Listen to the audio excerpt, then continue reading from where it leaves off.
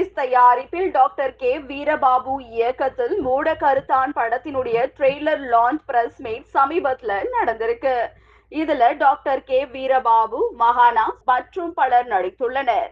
படத்தினுடைய trailer launch press மீட்டிற்கு சிறப்பு விருந்தினர்களாக திரு தமிழருவி மணியன் அவர்கள், திரு தங்கர் பச்சன் அவர்கள், திரு சமுத்திரக்கனி அவர்கள் கலந்து கொண்டு விழாவை சிறப்பித்திருக்காங்க. வீரபாபு அண்ணனை பற்றி சொல்லணும்னா நிறைய சொல்லணும். நல்ல மனுஷன்.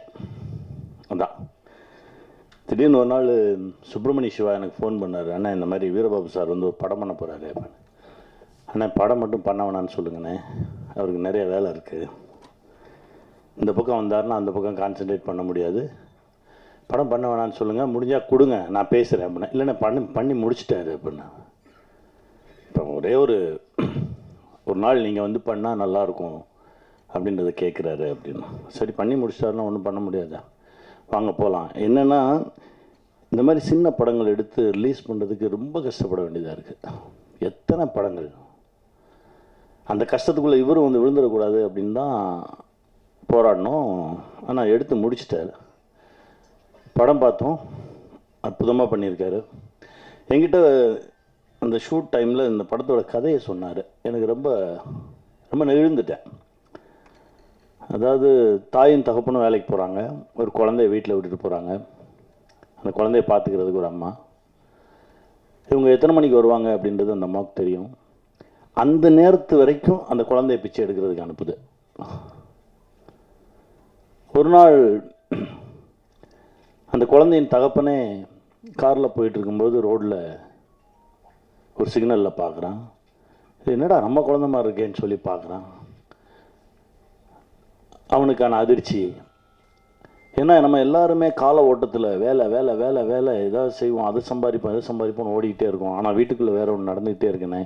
இப்படி இந்த பிச்சை எடுக்கக்கூடிய குழந்தைகள் நம்ம நண்பர்களோட குழந்தைகளாகவும் இருக்கலாம், நம்ம குழந்தைகளாகவும் இருக்கலாம் அப்படின்னாரு.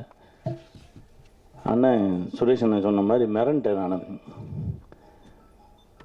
இங்கேயும் சரி ஹைதராபாத்லேயும் சரி ரோடுகளில் குழந்தைய வச்சுட்டு இருக்கவங்கள பார்க்கும்போதெல்லாம் ஒரு மாதிரி பதட்டமாகவே இருக்கும்.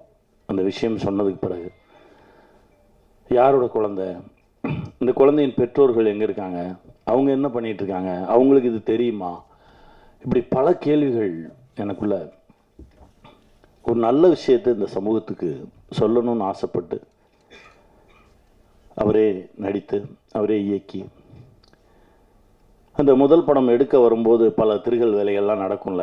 இதெல்லாம் தாண்டி மனுஷன் போராடி அவர் காசை கொஞ்சம் போட்டு, அவர் சம்பாதிச்ச காசை போட்டு, அப்புறம் வட்டிக்கு வாங்கி அதையும் போட்டு